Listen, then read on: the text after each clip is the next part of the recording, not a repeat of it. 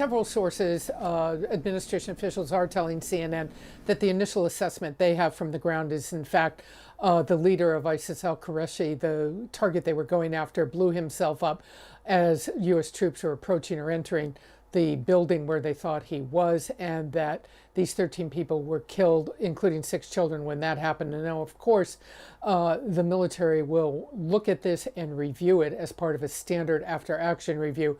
There are always concerns about civilian casualties. That said, this mission was one of the most dangerous the U.S. military can undertake. Special operations forces went in by helicopter, and it is our understanding from additional sources that these were members of the Joint Special Operations Command. That is the most elite. They conduct the most dangerous missions. That can include the Army's Delta Force, Navy SEAL Team 6. We don't know exactly what troops were on the ground, but we know that this was a very difficult mission for them. In these kinds of operations, they go in very quick, they go in very hot. They want to spend the minimum amount of time on the ground to minimize their own risk and get out safely.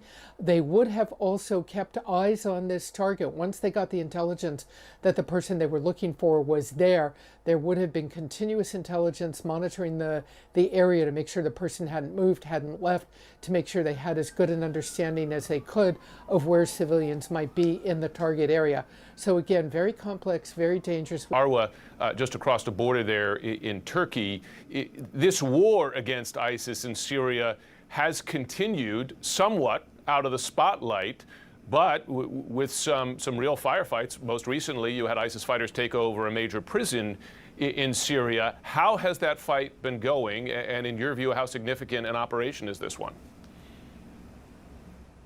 Well, first of all, we've been seeing ISIS carrying out small-scale operations both in Syria and also across the border in Iraq. That attack that they carried out on the prison in northeastern Syria, most certainly their most significant operation to date. And there have been growing concerns that many analysts and experts on the ground and on the global stage have been warning about, that ISIS does still maintain this capability to regroup, resurge, reemerge, and that the U.S. needs to be keeping a bit more skin in the game when it comes to that. But one thing that the U.S. has learned in the battles against ISIS is that the vast majority of the time when they do go after these ISIS targets, there are civilians in the area, and quite often there are civilians in the very same building.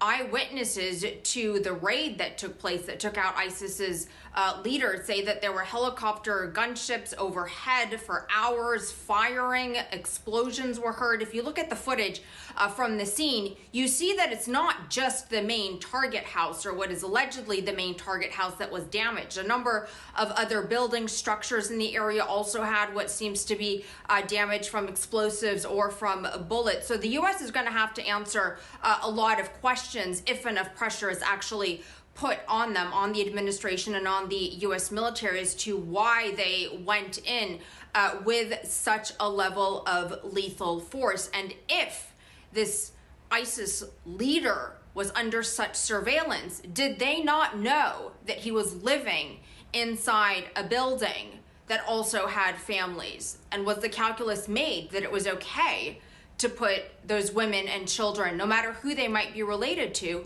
at risk? When you talk to people on the ground in Syria, they say that it was a terrifying experience for them. And they also want to know why. Why was the U.S. so willing to go after a target like this and so unwilling to take any sort of concrete action when it came to stopping Syria's civil war?